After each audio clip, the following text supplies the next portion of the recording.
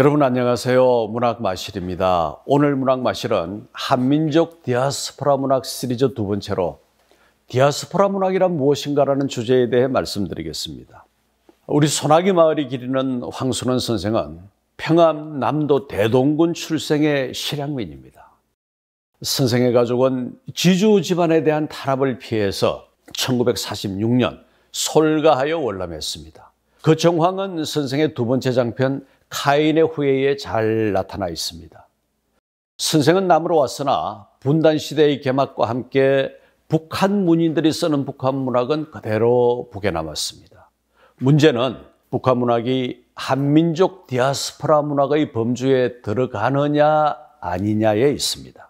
서둘러 정답부터 말씀드리자면 당연히 그렇다입니다. 분단과 이산의 결과로 타이에 의해 떨어져 살고 있으니 디아스포라라는 어휘의 의의에 부합합니다.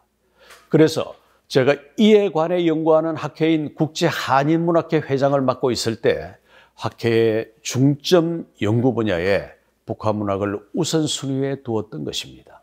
전쟁이 끝난 지 70년에 이른 우리 민족의 문학은 그 시대 전체의 성격을 분단문학이라 통칭할 수 있습니다. 동시에 남과 북으로 나누어지고 중국, 중앙아시아, 일본, 미국, 유럽, 호주 등으로 분화 및 확산됨으로써 한민족 디아스포라 문학을 형성하기에 이릅니다. 근자에 많이 쓰이는 이 디아스포라라는 용어는 그리스에서 온 말로 분산 또는 이산이라는 의미를 갖고 있습니다. 그 개념이 적용되던 원래의 영역은 유대인의 역사에 있는데 팔레스타인 외역에 살면서 동일한 종교 규범을 가진 유대인 및 그들의 거주지를 가리키는 말이었습니다. 이후의 역사 과정에 있어서 헬레니즘 시대와 초기 기독교 시대를 통해 그리스 근역 및 로마를 중심으로 한 유대인의 이산을 지칭하는 말이 되었습니다. 이 어휘의 적용 범주와 성격은 한민족의 역사 문화적 상황과 너무도 많이 닮아 있습니다. 근대 이후에 일제의 침탈과 강점기 그리고 남북 분단을 거치면서 발생한 중국 및 중앙아시아로의 집단 이주, 징병징용과 관련된 일본으로의 이주, 궁핍한 생활 속에서 노동자 수출로 시작된 미주로의 이주 등은 명징한 디아스포라의 모형입니다. 여러분 잘 아시겠습니다만 2021년 3월에 개봉된 미나리라는 미국 영화가 있습니다. 리 아이작 정 감독, 정이삭 감독이라고도 부릅니다. 이 정 감독이 연출한 드라마 장르의 영화로 워킹데드로 알려진 스티븐 연이 제이콥 역을, 윤여정이 순자 역을 맡아 연기했습니다. 관람객 수 113만 명을 동원한 이 영화는 여러 상을 받았으며 윤여정에게 아카데미 여우 조연상을 선사했습니다. 영화는 낯선 미국 아칸소주로 이주한 한국인 가족의 이야기입니다. 아빠 제이콥은 농장을 가꾸고 엄마 모니카는 병아리 감별사 일을 합니다. 아직 어린 아이들을 위해 할머니 순자가 LA에서 옵니다. 온갖 우여곡절 끝에 이 가족은 서로의 관계 속에서 미나리처럼 강인한 새 희망을 찾아냅니다. 미국을 무대로 하고 있으나 한국계 미국인들의 관계 설정과 상황 극복을 담았습니다. 그런데 이 보편적 삶의 치열한 방식이 세계인의 주목을 받았고 공감을 이끌어냈습니다.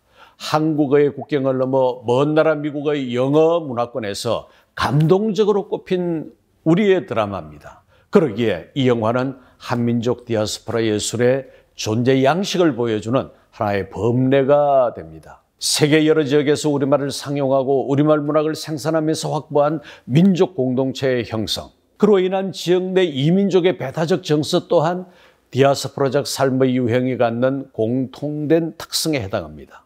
저는 그동안 한반도와 인접한 중국, 중앙아시아, 일본 그리고 거리는 멀지만 한국과 친연성이 큰 미국 등지에서 오래 축적된 해외 동포 문학을 한민족 문화권의 문학이라 호명해 왔습니다. 오늘날의 글로벌 시대에 이 다양한 디아스포라 문학의 분포에 주목하는 것은 당연한 일입니다. 더불어 남북한 관계의 지형도가 민족적 삶의 내면을 규정하는 상황에 있어서 북한 문학과 연동된 한민족 디아스포라 문학의 경과와 추이를 고찰하는 일은 매우 뜻이 깊습니다. 뿐만 아니라 서로 다른 문화권 내의 기식은 밥 먹고 산다 이런 뜻입니다. 기식하고 있으면서도 독자적 문화의 성향을 유지하고 있는 경계의 문학은 그 입지점을 활용하기에 따라 만만찮은 문화적 효용성을 가져올 수도 있습니다. 한민족 디아스포라 문학과 관련하여 한국 문학의 범위를 어디까지로 할 것인가에 대한 논의 또한 보다 유연하고 확장된 인식이 필요하다고 봅니다.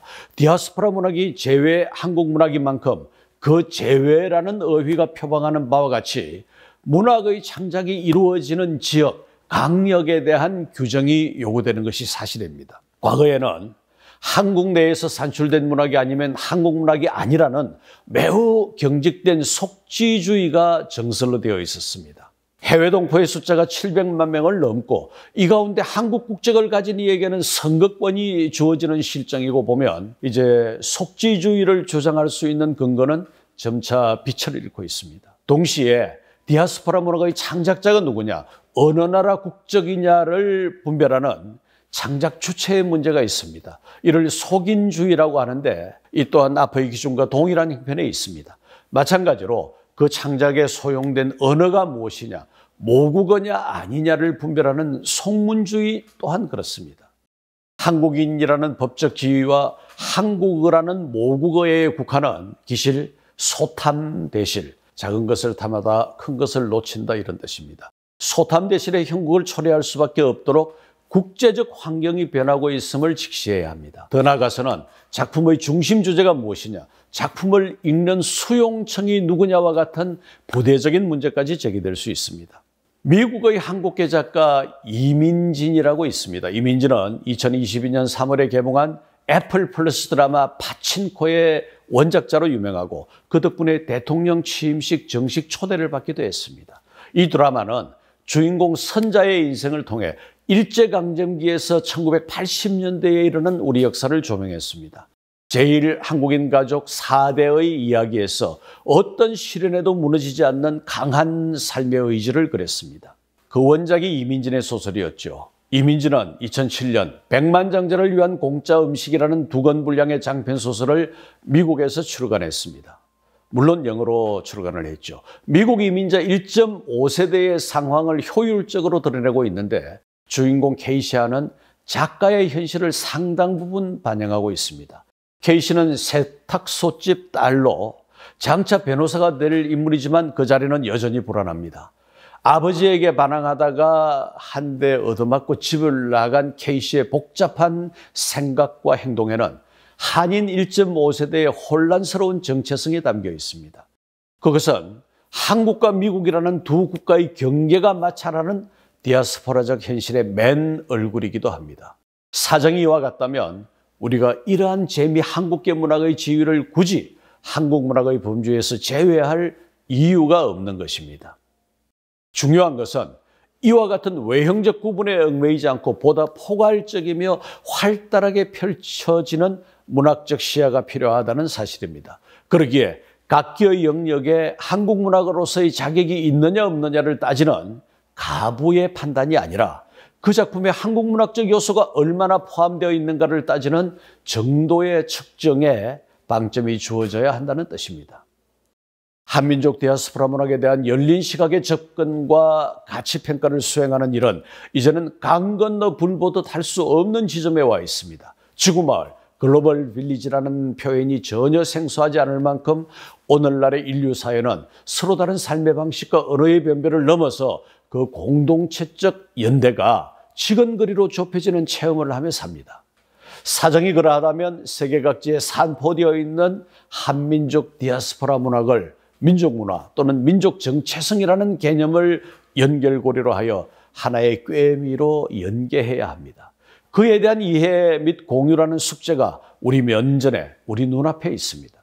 그것은 곧 디아스포라 문학의 미래지향적 가능성이요 다음 세대로 이첩되는 책무라 하지 않을 수 없습니다. 여러분, 오늘 문학마실은 한민족 디아스포라 문학 시리즈 2번째로 디아스포라 문학이란 무엇인가에 대해서 말씀드렸습니다. 함께해 주신 여러분 고맙습니다.